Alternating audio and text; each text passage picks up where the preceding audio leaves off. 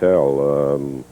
That was the first time I really realized that Tojo fired salt or something right in your eyes in there. It was blocked from where I was sitting. Well, Tojo's done a lot of things that's not right. You know, last week I came out here and I explained the reason that I helped the Dream and Bill Dundee out the other week.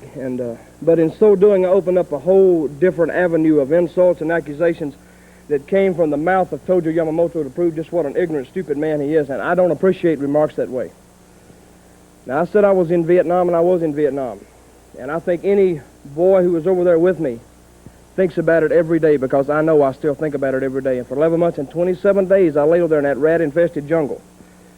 And I don't appreciate someone coming out here and saying that I'm a loser and that I lost in Vietnam, because I did not lose in Vietnam. And whether the country was right or whether it was wrong, it's not up to me to decide.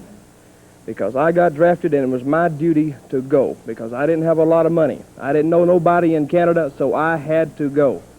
But I went out of a sense of duty to my country because I love it. And for Tojo Yamamoto to come out here and say some of the things he said is totally uncalled for, and I think every boy over there thinks it's unnecessary too. Now, this has gone beyond the point of really just a wrestling match, and we had a Pier 6 brawl there. But Tojo, it's between me and you and your two boys. Now, I don't need nobody to fight my battles, because I fought all my life. And I'm used to fighting. Because I realized when I was a young boy coming up that I was on my own in this world. And a lot of people won't help you sometimes. But I'm going to tell you, Tojo, I don't know what you think about the country, or what do you think about me.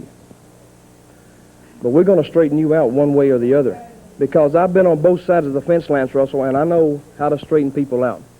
And early in my wrestling career, I got straightened out a few times, and I learned a lesson. And Tojo, it's about time for you to learn yours. Now, the next time I step in the ring with those two Japs, it's going to be a whole different situation this time. Now, Bill Dundee and the Dream won't be with me. And the reason they're not with me, they have a title defense, and I understand that. Right. But I'm stepping in the ring with a man who stood by me through thick or thin. A lot of you people may not like the way he wrestles. You may not like the way I wrestle. When we get in there, nobody runs over us. And I'm talking about one man. I'm talking about Austin Idol. And we step in the ring with you two Japs, it's going to be a whole different story. And if you think you're going to run over me and Austin, then you got another thing coming. Because when we show up in that ring, we're coming loaded for blood. And we're going to hurt somebody, by hook or by crook. And one thing I always say about Austin Idol, he is an American, true and true. And down deep. And Tojo, the things you've said about me and about my past runs all the way through me and all the way to my soul. And I've explained the situation to Austin. He agrees wholeheartedly with me. So, Tojo, you bring your two little Jap boys out there, and we're going to climb in the ring. And I'm going to say one thing. When we're through, you're going to have a little respect for me, you're going to have a little respect for Austin, and you're going to have a lot of respect for the good old U.S. of A. And I'm going to tell you what, don't forget one thing, Tojo. Me and Austin Idol were once World Tag Team Champions, and we can put it back together again. Thank you very much. A long time. Otay, the Dutchman. We're going to take time out right now. We're going to be back with more championship wrestling in just a moment. Builder Kevin's son.